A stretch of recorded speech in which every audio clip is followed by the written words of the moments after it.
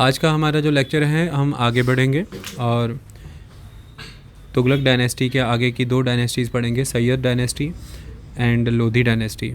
चलिए शुरुआत करते हैं बिना समय गवाए। देखिए, जब फ़िरोज़ शाह तुगलक का अंत हुआ उसके बाद उनके कई सारे सक्सेसर्स एक के बाद एक तेज़ी से गद्दी पर आए। दिल्ली में कैओस मचा, सक्सेसरशिप की आपस में वॉर छिड़ी।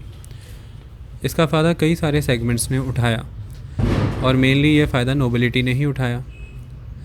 इस समय तक जो नोबिलिटी थी वो एक बहुत ही नैरो ओलिगार्की में बदल चुकी थी।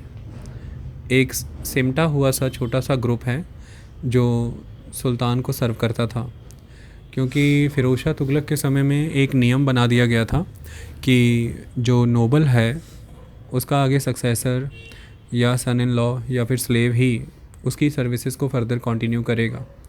इसकी वजह से जो एक बहुत ही वाइड अकाउंटेबल नोबिलिटी थी वो रिप्लेस हुई एक बहुत ही नैरो बेस की ओलिगार्की से। एक परिवारवाद, एक समूह ऐसा क्रिएट हुआ, एक ग्रुप ऐसा क्रिएट हो गया कि बस उन्हीं कुछ घरानों से नोबल आया करते थे। तो इस तरह से घिरे हुए हैं अब ये फ़िरोज़ शाह तुगलक के बाद वाले सुल्तान, जिनमें अंतिम सुल्तान है नसीरुद्दीन मोहम्मद। नसीरुद्दीन मोहम्मद के समय में पॉलिटिकल सिचुएशन काफ़ी टर्मोइल में चला गया था और नसीरुद्दीन मोहम्मद पूरी तरह से उन कुछ मुट्ठी भर मिलिट्री नोबल से घिर चुका था जिनके दम पर वो अपने आप को दिल्ली और आसपास के एरिया तक समेटे रखे हुए था।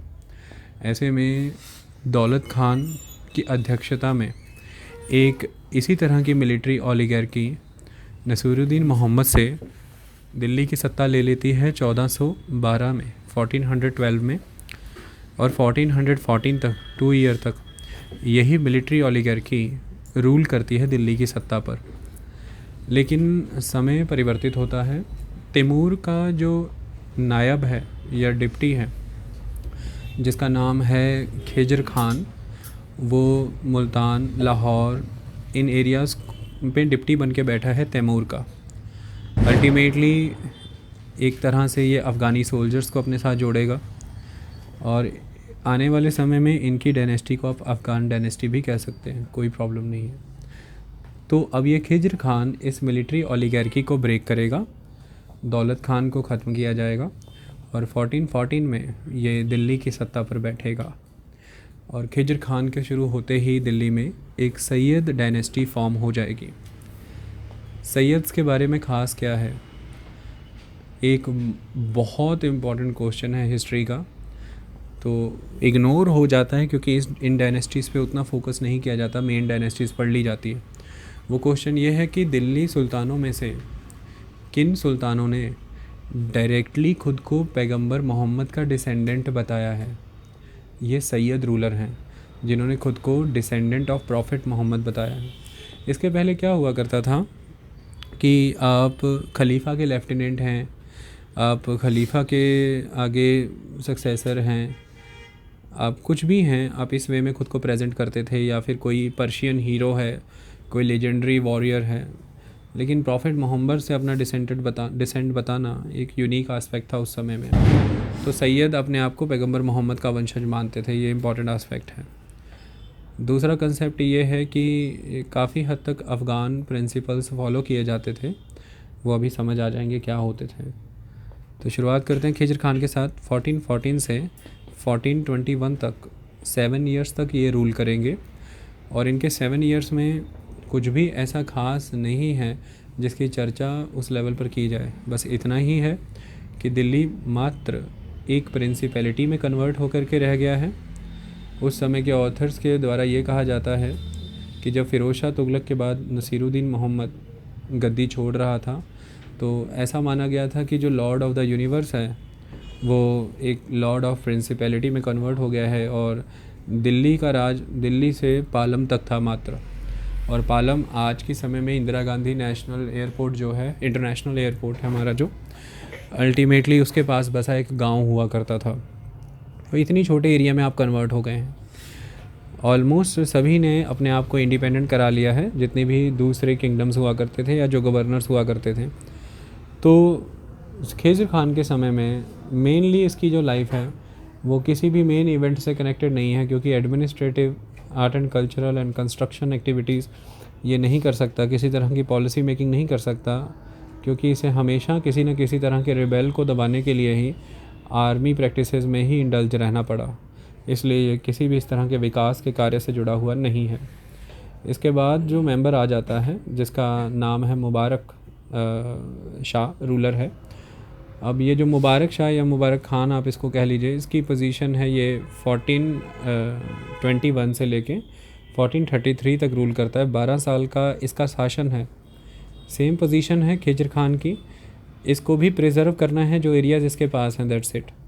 दूर दराज के एरिया से ट्रिब्यूट लेने के लिए खिज़र खान का समय है चाहे मुबारक खान का समय है, एवरी ईयर ट्रिब्यूट लेने के लिए आपको एक मिलिट्री कैंपेन करना पड़ता था। बिना मिलिट्री कैंपेन के आपको ट्रिब्यूट मिलता नहीं है। तो ऐसे में ये भी किसी तरह की कोई डेवलपमेंट एक्टिविटी या वेलफेयर एक्टिविटी नहीं कर पाएगा। और इसकी मृत्यु भी बहुत अजीब हालातों में होती है। मुबारकाबाद नाम का शहर इसके द्वारा बसाया गया है, जिसमें ऐसा कहते हैं कि जब ये कंस्ट्रक्शन वर्क देखने गया था उस टाइम पे इसकी मृत्यु हो गई। तो ये क्वेश्चन एक बनता है कि किस सल्तनत रूलर की निर्माण कार्य देखते हुए मृत्यु हुई, कंस्ट्रक्शन वर्क देखते हुए मृत्यु हुई। ये एक इम्पॉर्टेंट आस्पेक्ट है। तो ऐसा क्वेश्चन पूछा जाता है कि किस सल्तनत शासक की कंस्ट्रक्शन वर्क को देखते हुए मृत्यु हुई थी। ये इम्पॉर्टेंट है। आगे बढ़ते हैं। अब नेक्स्ट रूलर के बारे में स्टडी करते हैं। इसका नाम है मोहम्मद खान। अब मोहम्मद खान के समय में भी सिचुएशन बिल्कुल वही है। इसका रूल 1433 से 1445 तक है। ये भी लगभग 12 साल तक ही शासन करेगा। अब इसके समय में क्या हो रहा है कि मेन जो गवर्नर हैं उस समय के, इनका नाम सुनो, क्योंकि आने वाले समय में नॉर्थ इंडिया का एक चैप्टर पढ़ना है अभी, जिसमें आप नॉर्थ इंडियन किंगडम्स को पढ़ोगे। छोटे छोटे नए स्टेट्स बनेंगे, वो पढ़ने ज़रूरी हैं। इस पर्सन के समय में जो डिफरेंट रूलर थे, जैसे इब्राहिम शाह जौनपुर का, मोहम्मद खिलजी मालवा का, अहमद शाह गुजरात का, और दौलत खान लोधी लाहौर का। ये दौलत खान लोधी है ना, जो अभी थ्रोन ले लेगा दिल्ली का, और यहाँ से शुरू होगी लोधी डायनेस्टी। तो दौलत खान लोधी पंजाब से, यानी कि लाहौर से, ये इब्राहिम शाह जौनपुर से, ये मोहम्मद खिलजी मालवा के, और ये अहमद शाह जो कि गुजरात के हैं। तो अहमदाबाद, और ये अभी इंडिपेंडेंट, अभी ये सारे स्टेट आप पढ़ोगे सारे इंडिपेंडेंट होंगे थोड़े समय में। तो ये रूलर्स पूरी तरह से, ये इसके गवर्नर हैं, जर्नैल हैं, ये सारे इसके हाथों से एक तरह से निकल ही चुके हैं, और बड़ी मुश्किल ही ये इनको कंट्रोल कर पाता है। हालात कुछ ऐसे हो चुके हैं इसके समय में कि दिल्ली से जस्ट 20 कोस के गवर्नर भी इसको ट्रिब्यूट पे नहीं कर रहे हैं। उनसे ट्रिब्यूट लेने के लिए भी कैंपेन करना पड़ता है। हालात इतने टर्मोइल में चले गए, पूरी तरह से कैओस है। इसके बाद ऐसे में गद्दी पर बैठता है शासक अलाउद्दीन आलम शाह। ये भी सैयद है, और इसका टाइम है 1445 से 1451 तक, क्योंकि 1451 में फिर शुरू हो जाएगी लोधी डायनेस्टी, जो चलेगी 1526 तक। तो ये 1445 से 1451 तक गद्दी पे बैठेगा। लगभग 6 साल का इसका शासन है।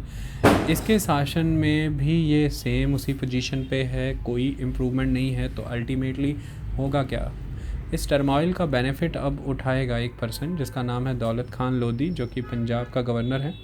पंजाब एंड सरहिंद का इलाका वो मैनेज करता है। सबसे पहले वो 1447 में आक्रमण कर देगा और दिल्ली को अपने कंट्रोल में ले लेगा। अलाउद्दीन आलम शाह को वहाँ पे डिफ़ीट कर दिया जाएगा। फिर दिल्ली से ही लगती जगह बदाऊं है, और बदाऊं के किले को भी ये 1451 में जीत लेगा, और बदाऊं का किला जीतते ही दिल्ली की जीत इंश्योर हो जाएगी और दिल्ली में लोधी डायनेस्टी की शुरुआत हो जाएगी। ये एक इम्पॉर्टेंट आस्पेक्ट है, ठीक है। अब मेन बात यह है कि इस पॉइंट पर ये जो पर्टिकुलर पर्सन है जिसका नाम है अलाउद्दीन आलम शाह, ये मक्का चला जाता है। तो ये भी एक क्वेश्चन बना है कि कि दिल्ली सल्तनत में कौन सा शासन है जो राजनीति छोड़ के मक्का चला गया। ये अलाउद्दीन आलम शाह था। अब यहाँ पर एक करेक्शन कर लो जो अभी 3 मिनट पहले से करनी ज़रूरी है। करेक्शन क्या है? दौलत खान लोधी नाम नहीं है। दौलत खान लोधी तो पंजाब का गवर्नर अभी बनेगा जब बाबर आएगा। नाम इज़ बहलोल लोधी। नाम इज़ बहलोल लोधी। लोधी डायनेस्टी की स्थापना बहलोल लोधी ने की है। क्लियर? कोई दिक्कत? तो 4 नाम जो हमने लिए थे, इब्राहिम शाह जौनपुर से, महमूद खिलजी मालवा से, और अहमद शाह गुजरात से, बहलोल लोधी पंजाब से, लाहौर से। ठीक है, 4 नाम भूलना मत। दौलत खान लोधी अभी आएगा, उसका टाइम अभी नहीं आया। Okay, clear? आगे बढ़ें। तो बहलोल लोधी के द्वारा सत्ता स्थापित कर दी जाती है और लोधी डायनेस्टी है जो एग्जिस्टेंस में आएगी। चलिए शुरुआत करते हैं। लोधी डायनेस्टी एग्जिस्टेंस में आने के बाद रिवाइव करना चाहेगी दिल्ली की उस ग्लोरी को जो ऑलमोस्ट तैमूर के इन्वेजन के बाद लॉस्ट हो चुका है। और किस तरह से अब ये रिवाइवल होगा उसको समझते हैं। तो सबसे पहला शासन जिसका रहेगा ये बहलोल लोधी का। इसका टाइम पीरियड रहेगा 1451 से 1488 तक। इसके बाद 1488 से 1517 तक सिकंदर लोधी, और उसके बाद 1517 से 1526 पानीपत की फर्स्ट बैटल तक इब्राहिम लोधी। तो 3 लोधी रूलर आएंगे और इन तीनों को हमें समझना है। तो सबसे पहले शुरुआत करते हैं हम बहलोल लोधी की और इन्हें समझने की कोशिश करते हैं क्या किया इन्होंने। बहलोल लोधी एक वॉरियर है, जर्नैल है और वॉरियर का खून है। बहुत ही एबलेस्ट गवर्नर रहा था ये पंजाब का। एम्बिशियस है काफ़ी और महत्वाकांक्षाओं के साथ ये दिल्ली का सुल्तान बनना चाहता था। ऐसे में इस वॉरियर ब्लड के साथ जब ये दिल्ली पर बैठेगा तो इसकी यह चाहत रहेगी कि मैं दिल्ली को स्टेबल करूं, और ये दिल्ली को स्टेबल करने के लिए डिफरेंट स्टेप्स उठाएगा जिसके माध्यम से दिल्ली मजबूत होगी। इसका पहला स्टेप क्या है? सबसे पहला स्टेप ये है कि दिल्ली की विसिनिटी में जो भी फीफ होल्डर हैं, जागीर होल्डर हैं, या जो भी चीफ हैं, चीफटेंस हैं, उन दोनों को कंट्रोल करना। तो ये सबसे पहले उन दोनों को कंट्रोल करेगा। कंट्रोल करने के तरीके हैं, उनके जो भी रेवेन्यू कलेक्शन अकाउंट्स हैं उनको थॉरोली चेक किया जाएगा। किसी भी तरह से जो आर्मी उनको रखने को कही गई थी उसके नंबर्स वेरीफाई किए जाएंगे। और तीसरा, उनको लगातार और बराबर हाजिरी के लिए मजबूर किया जाएगा। ये 3 चीज़ें जो नहीं मानेगा उसके ख़िलाफ़ मिलिट्री कैंपेन किया जाएगा। इन तीनों आदेशों को माना गया और ये चीफ एंड ये फीफ होल्डर दोनों कंट्रोल में आए। ये पहला स्टेप था। दूसरा एक इम्पॉर्टेंट स्टेप है, अब ध्यान से सुनिए, ये बहुत इम्पॉर्टेंट क्वेश्चन बताने जा रहा हूँ। नसीरुद्दीन महमूद या मोहम्मद जो लास्ट रूलर है तुगलक डायनेस्टी का। अब इस रूलर के समय में एक यूनेक है, एक हिजड़ा है जिसका नाम है मलिक सरवर। ये मलिक सरवर नसीरुद्दीन मोहम्मद के समय में जौनपुर जो किसने बनाया था? फ़िरोज़ शाह तुगलक ने। ये मलिक सरवर जौनपुर में एक इंडिपेंडेंट किंगडम कार्व आउट करेगा और ये है kingdom Sharki dynasty, Sharki kingdom. तो ये क्वेश्चन आता है कि शर्की डायनेस्टी कहाँ है? जौनपुर में। और मलिक सरवर ने जौनपुर की शर्की डायनेस्टी की स्थापना करी है और मलिक सरवर एक यूनेक हुआ करता था। ये इंपॉर्टेंट बातें हैं। रूलर का नाम है नसीरुद्दीन मोहम्मद। अब आगे बढ़ते हैं। ये जौनपुर बराबर उत्पात मचा रहा है और बहुत ट्रबल दे रखा है इसने दिल्ली को। तो अब बहलोल लोधी का टारगेट है जौनपुर को टारगेट करना। तो जौनपुर के अगेंस्ट रिपीटेड कैंपेन्स किए जाएंगे। इतनी जल्दी वो होल्ड में नहीं आएगा, लेकिन फाइनली जौनपुर को जीत लिया जाएगा और जीतने के बाद वहाँ पर अपना बेटा बैठा दिया जाएगा। किसके द्वारा? बहलोल लोधी के द्वारा। बेटे का नाम है बरबक वहाँ पर बैठाया जाएगा। इसके समय पर ही जौनपुर जीतने के बाद ही आम जनमानस की भलाई के लिए ये बहलोल लोधी जो है सिक्के जारी करता है कॉपर के। इन्हें बहलोली सिक्के कहते हैं, बहलोली कॉइन्स। तो ये याद रखना है कि बहलोली कॉइन्स किस धातु के थे? कॉपर के। ये किस उद्देश्य में जारी किए गए? जब जौनपुर का एरिया भी कंट्रोल में आया उसके बाद बहलोली कॉइन्स इशू किए गए हैं, क्योंकि इसने अपने आप को सिक्योर कर लिया था। उसके बाद इसने अपना रुख किया उन किंगडम्स की तरफ जो किंगडम्स इसको परेशान या तंग कर रही थी। जैसे कौन कौन सी किंगडम हुआ करती थी, दिल्ली की ही विसिनिटी के इलाकों में मेवात का इलाका उसे सेटल किया गया, कोयल का इलाका सेटल किया गया, मेवाड़ का इलाका सेटल किया गया, ग्वालियर का इलाका सेटल किया गया। और मेवाड़ के राजा प्रताप सिंह के द्वारा ये जो बहलोल लोधी है इसकी अधीनता स्वीकार की गई। ये बहुत बड़ा बात है क्योंकि मेवाड़ वो जो चित्तौड़ जो किसी की अधीनता कभी स्वीकार नहीं करता, तो राजा प्रताप सिंह के द्वारा खुद को सबड्यू किया गया था बहलोल लोधी के अधीन। ये बात याद रखनी है, जौनपुर को जीत लिया था बहलोल लोधी ने, ये बात याद रखनी है आपको। और ये दोनों बातें बहुत इम्पॉर्टेंट हैं। आई बात समझ में? बस इसी तरह से बहलोल लोधी ये सारे प्रोसेस अपनाता रहा। अब किस तरह से इसने खुद को स्ट्रेंथेंड किया। लोधियों की सबसे ज़बरदस्त बात जो दिल्ली सल्तनत के किसी भी सुल्तान में नहीं थी उस समय में, वो चीज़ क्या हुआ करती थी, लोधी अफ़गानी प्रिंसिपल फॉलो करते थे अफ़गानी एथनिसिटी होने की वजह से। तो लोधियों अफ़गान में एक प्रिंसिपल है, वो ये होता है कि प्राइम अमंगस्ट द इक्वल, यानी कि आप बराबर वालों में बस हल्के से ऊपर हैं और कुछ नहीं। इस वजह से लोधी रूलर्स अपने चीफ के साथ कारपेट पे नीचे बैठा करते थे। ये क्वेश्चन पूछा जाता है कि दिल्ली के कौन से सुल्तान चीफ्स में इक्वलिटी का कंसेप्ट प्रमोट करते हुए उनके साथ कारपेट पे बैठा करते थे, लोधी शासक। और इनमें से बहलोल लोधी बहुत ही पियस, बहुत ही religious and complete Islamic person था। और इस्लाम में किसी भी तरह का पॉम्प एंड किसी तरह का शो अलाउड नहीं है, तो वो कोई पॉम्प कोई शो नहीं रखता था, सादा जीवन था उसका। और पूर्ण रूप से अपने चीफ्स के साथ ज़मीन पर बैठता था कारपेट के ऊपर। यह बहलोल लोधी के बारे में खासियत है। इस बेसिस पर बहलोल लोधी ने खुद को चीफ के बीच में काफ़ी मजबूत कर लिया। जौनपुर जीतने के बाद इसकी छवि बड़ी मजबूत हो चुकी थी और फिर उसके बाद किसी ने भी इसके ख़िलाफ़ सर उठाना वाजिब नहीं समझा, क्योंकि जो जौनपुर हुआ करता था उस टाइम पर वो सबसे इम्पॉर्टेंट टेरिटरी थी जो ट्रबल कर रही थी दिल्ली को। और जौनपुर के रूलर्स उस समय में शर्की रूलर्स काफ़ी मजबूत हुआ करते थे, तो बहलोल लोधी को उन्हें हरा देना, इसीलिए उसके बाद अपनी सोवरेनिटी को शो करना बहलोली सिक्के चलाए, क्योंकि आप तभी चलाते हैं जब आप सोवरेन हैं, आपके पास अथॉरिटी है।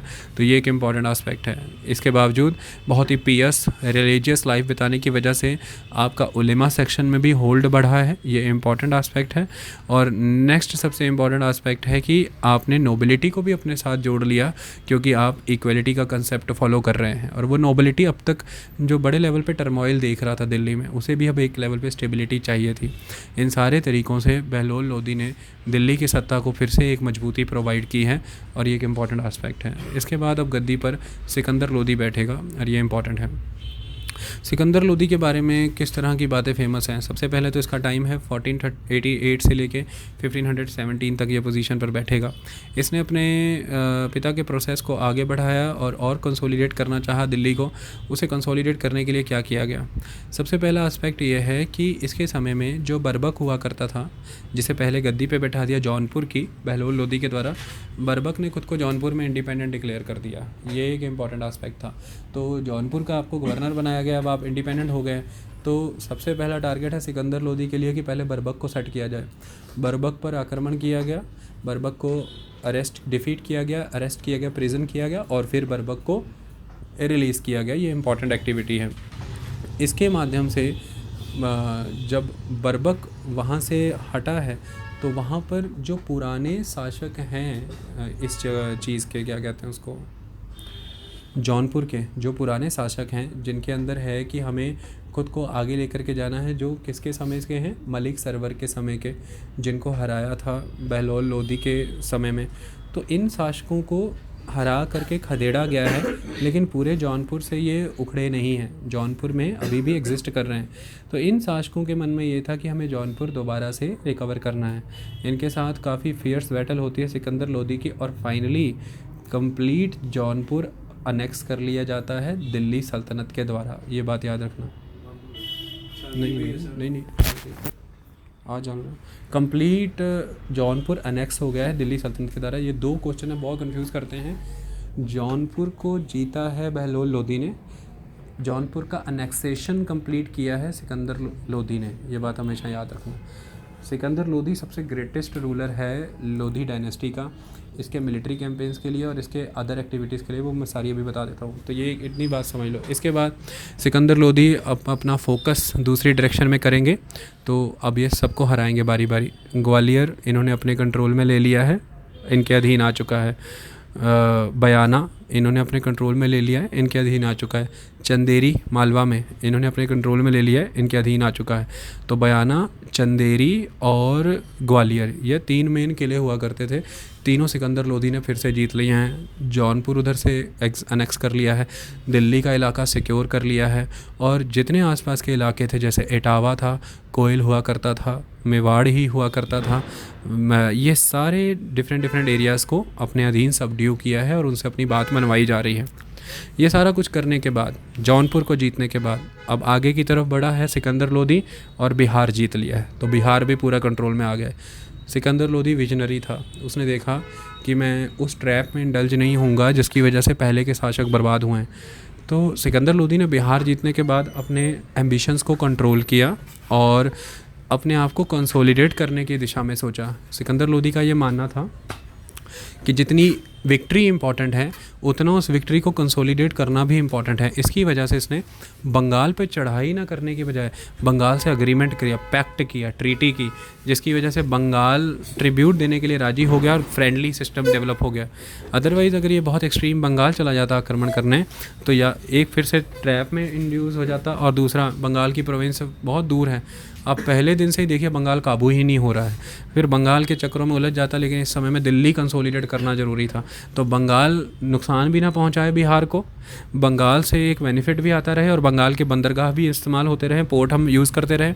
बंगाल का सोनार गांव बहुत इंपॉर्टेंट हुआ करता था, खास तरह के सिल्क और कॉटन के लिए, जिसे बाद में मुस्लिन कहा गया है। तो इन सारी चीज़ों की रिकवरी भी वहाँ से होती रहे बंगाल से, और बंगाल के साथ हमारा एक रिलेशन भी फ्रेंडली बना रहे। तो इस तरह से सिकंदर लोधी के द्वारा उससे अग्रीमेंट कर लिया गया।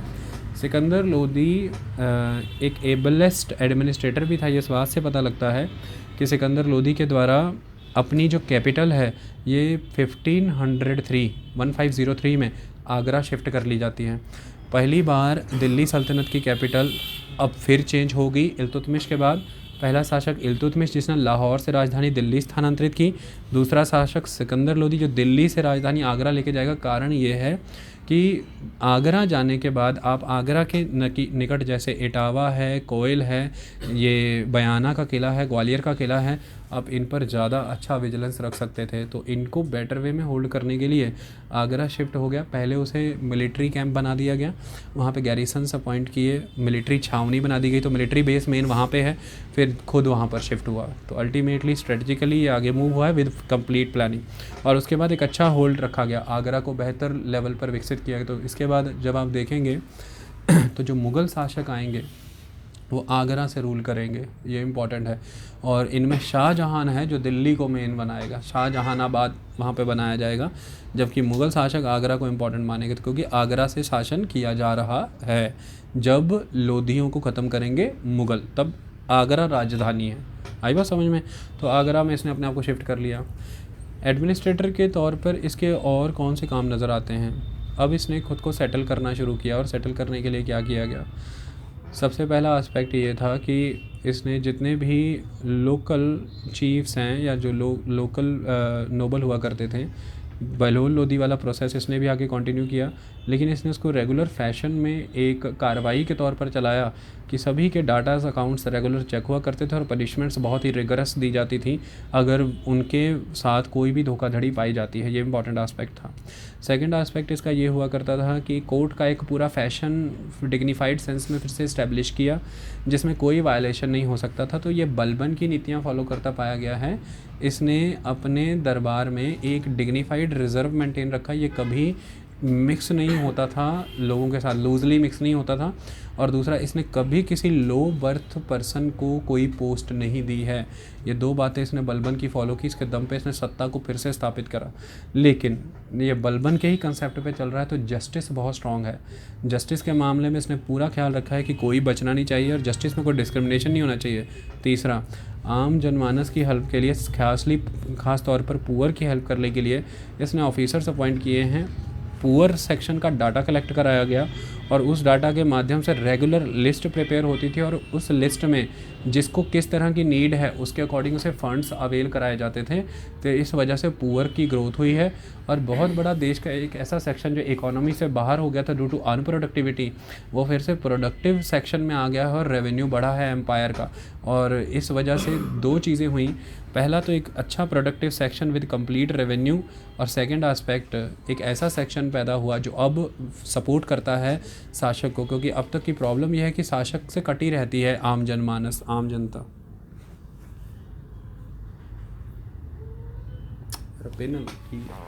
यार कुत्ता बन गया। 770।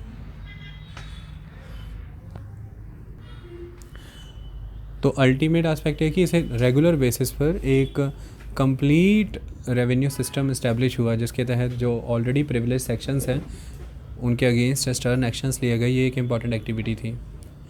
इतने ज़बरदस्त तरीके से गवर्नर्स को रिस्पॉन्सिबल बनाया राज्य दरबार के प्रति कि ऐसा कहा जाता है कि मैसेंजर जब मैसेंजर लेके पहुंचता था शाही फरमान, तो किसी भी प्रोविंस का गवर्नर उसे रास्ते में पकड़ के मैसेज लेता था, वेट नहीं करता था कि मैसेज महल तक भी पहुंचे। मतलब इतनी जल्दबाजी होती थी उसे इस मैसेज को अमल में लाने की, एग्जीक्यूशन में लाने की। ऐसा माहौल सिकंदर लोदी के द्वारा पैदा कर दिया गया था। तो कंप्लीट सबड्यू हुआ, चीफ एंड फीफ दोबारा से सेटल हुए, आम जनमानस की भलाई के लिए कार्य किए गए, पब्लिक वर्क को प्रमोट किया गया और मिलिट्री वॉर प्रैक्टिसेस के तहत उन इम्पॉर्टेंट फोर्ट्स एंड टेरिटरीज़ को जीता गया जो strategically, economically and socio politically important हुआ करती थी। इसके बाद सिकंदर लोदी का जो सबसे बड़ा फ्लॉ सिकंदर लोदी का, सिकंदर लोदी जो हुआ करता था ये एक तरह का आर्डेंट मुस्लिम था, कट्टर मुस्लिम। अगर किसी ने देखा है फिरोज शाह तुगलक के बाद सिकंदर लोदी के द्वारा क्या किया गया, सिकंदर लोदी ये कहता था कि मुझे मैंडेट है कि मैं आपको इस्लाम में लेकर के आऊँ। अब आपके सामने यह चारा है, दो ऑप्शन हैं कि या तो आप बेइंतहा टैक्स दीजिए जो आप पे लगेगा नॉन मुस्लिम होने की वजह से, या आप इस्लाम को एम्ब्रेस करिए। इसने स्वर्ड का इस्तेमाल किया, इसने पॉलिसीज़ का इस्तेमाल किया, ये मैक्सिमम लोगों को इस्लाम में कन्वर्ट करना चाहता था। इसका ऑर्डर रहता था कि जहाँ जिस एरिया को जीतते हो मंदिर ढहा देने चाहिए, वहाँ पर ये मदरसे बना दिया जाए या फिर कोई ना कोई सराय बना दी जाए, मस्जिद बना दी जाए।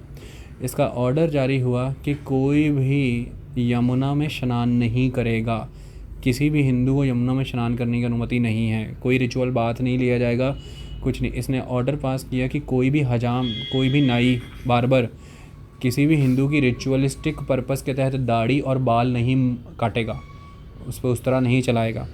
इस तरह के नियमों को चलाने की वजह से ये हिंदुओं के बीच काफ़ी अनपॉपुलर हो गया। इसके बारे में भी एक एपिसोड ये फेमस है कि जब बाज़ार में एक ब्राह्मण ने ये कह दिया कि हिंदू धर्म भी उतना ही सही है जितना पैगंबर मोहम्मद का दिया धर्म है, इसको पता लगी वो बात, तो इसने ब्राह्मण को जिंदा जलवा दिया कि तुम्हारी इतनी हिम्मत कि तुम हिंदू धर्म को इस्लाम के बराबर बता सको। इस तरह की इसकी कट्टर नीतियों ने वो कांड कर दिया जो शायद नहीं होता क्योंकि बाकी नीतियाँ इसकी सही थी। तो ये अल्टीमेट फनेटिक था, बहुत हाई दर्जे कट। इसी के बाद से ही हिंदुओं का संबंध यमुना से कट गया और गंगा के किनारे हो गया। तो यमुना, गंगा यमुना सभ्यता जिसे आप कहते हैं, Yamuna is directly proportional to Muslim and Ganga is equal to Hindu. तो यमुना में स्नान नहीं करोगे, बस उसके बाद फिर यमुना से गए, ख़त्म कहानी। आई बात समझ में? तो दैट इज़ द आस्पेक्ट, क्योंकि यमुना नदी की खासियत है टच होती दिल्ली आगरा दोनों को, और ये वहीं पे बसते थे आकर के। तो यमुना के कंढे ही इन्होंने गार्डन बनाए हैं, घर भी बनाए हैं। अब इसके बाद पोजीशन पर आकर के बैठ जाता है अगला पर्सन जिसका नाम है इब्राहिम लोदी। अब इस इब्राहिम लोदी के समय में देखिए क्या होता है और क्या सिस्टम चलता है। देखिए इब्राहिम लोदी के समय में जब बर्बक ने विद्रोह किया था सिकंदर लोदी के समय में, तो बर्बक को हटा करके जलाल खान को गद्दी पर बैठा दिया गया था वहाँ पर। और बरबक के चले जाने के बाद, सिकंदर लोदी के चले जाने के बाद, जलाल खान जो लोदी वंश है उसने भी वही एटमॉस्फेयर वहाँ पर क्रिएट कर दिया जौनपुर में कि वो भी इंडिपेंडेंट हो गया और वो भी अब दिल्ली सल्तनत के अधीन नहीं रहना चाहता। अब जलाल खान के विद्रोह को रोकना सबसे बड़ा टारगेट है इब्राहिम लोदी के सामने। इब्राहिम लोदी ने जलाल खान के अगेंस्ट एक्सपीडिशन किया, जलाल खान को डिफ़ीट किया गया और बीहेड कर दिया गया, सर कलम कर दिया गया। इसके बाद एक रेन ऑफ टेरर फैला है जौनपुर में, भय का माहौल फैला। किसी पर ट्रस्ट नहीं है इब्राहिम लोदी को, not even a friend and not even a enemy. तो किसी दुश्मन या किसी मित्र पे कोई ट्रस्ट नहीं है। तो इसने बारी बारी अब सेटिंग शुरू की। सबसे पहले तो इसने उनका पत्ता साफ़ किया जो अफ़गान नोबल इसके ख़िलाफ़ काम करना चाहते थे।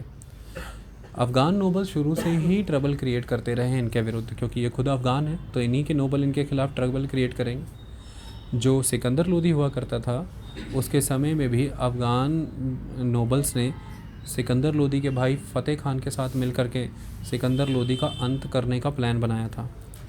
लेकिन सिकंदर लोदी को इसकी प्रायर इन्फॉर्मेशन मिल चुकी थी और उसने हाई लेवल पर अफ़गानियों का मसैकर कर दिया था। नोबिलिटी इस वजह से भी घबरा गई थी। लेकिन अब ये जो रूलर है इब्राहिम लोदी, इसके समय में खबर ये है कि अफ़गान नोबल किसी भी समय में कोई भी विद्रोह कर सकते हैं और काम ख़त्म हो सकता है। तो अब ये इसी थॉट के अंदर बेइंतहा मार रहा है लोगों को, चाहे वो दुश्मन है चाहे वो दोस्त है। तो एक फ़ियर है दिमाग में कि कभी भी रिबेल हो सकता है। इसके इस डर की वजह से नोबलों ने दाएं बाएं भागना शुरू कर दिया, दौड़ना शुरू कर दिया। और यही कारण है कि इसके इन्हीं अटैक्स की वजह से अलग अलग एंड पर ये सभी को अपने अगेंस्ट करेगा, चाहे वो लोहानी नोबल्स हैं, चाहे वो लोधी नोबल्स हैं, चाहे वो फरमौली नोबल्स हैं। तो अलग अलग नोबल अब इसके ख़िलाफ़ होंगे। जैसे दरिया खान लोहानी एक हुआ करता था जिसके हाथ में अवध और ये बिहार का इलाका आया करता था। तो ये दरिया खान लोहानी ने खुद को रूलर से सेपरेट कर लिया और अपने आप को इंडिपेंडेंट डिक्लेयर करने की कवायद शुरू कर दी। ठीक इसी तरह से इसके समय में पंजाब का गवर्नर हुआ करता था दौलत खान लोधी, जिसको ये खबर पहुंचती है कि सुल्तान ने उसके बेटे यानी कि दौलत खान लोधी के बेटे दिलावर खान लोधी का जो पैलेस है, जो मीटिंग हॉल है, उसके अंदर इंसल्ट किया है बहुत ज़बरदस्त। वो इस वजह से इसके ख़िलाफ़ है। तो अब दो main sections, Lohani section, Farmuli section, Lodhi section, सारे अगेंस्ट कर दिए हैं। एक तरफ दरिया खान लोधी ईस्ट में प्रॉब्लम क्रिएट कर रहा है, एक तरफ नॉर्थ में दौलत खान लोधी प्रॉब्लम क्रिएट करेगा। तो अल्टीमेटली अब होगा क्या कि इसका जो अंकल है इब्राहिम लोधी का, क्योंकि ये सबका रिलेटिव्स का और नोबल्स का सबका मसैकर कर रहा है इस भय में कि कोई भी मुझे से बिट्रे कर सकता है, तो आलम खान इसी इनसिक्योरिटी में दौड़ जाता है पंजाब के गवर्नर दौलत खान के पास। और पंजाब का गवर्नर दौलत खान लोधी और इब्राहिम लोधी का चाचा आलम खान, ये दोनों मिल कर के काबुल के रूलर बाबर को इनवाइट करते हैं कि आप भारत आइए, भारत की पोजीशन वीक पड़ चुकी है, दिल्ली का सुल्तान पोजीशन पर बैठने के लायक नहीं है, एडमिनिस्ट्रेशन पूरी तरह से क्रम्पल कर चुकी है और उसे किसी पे ट्रस्ट नहीं है, और आप आकर के इसे एक स्टेबिलिटी प्रोवाइड करें। इन्हीं के उकसाऊ पुणे में आकर के बाबर भारत पर आक्रमण करता है। तो मुद्दे की बात यहाँ पर यह है कि जो रेन ऑफ टेरर दिल्ली में जौनपुर में फैलाया गया, उसके बाद कई तरह के रिबेल भी देखने को मिले हैं इसको, इब्राहिम लोधी को, और इन्हीं रिबेल्स को क्रश करते करते ये कब सबके अगेंस्ट चला गया इसे खुद भी पता नहीं चला।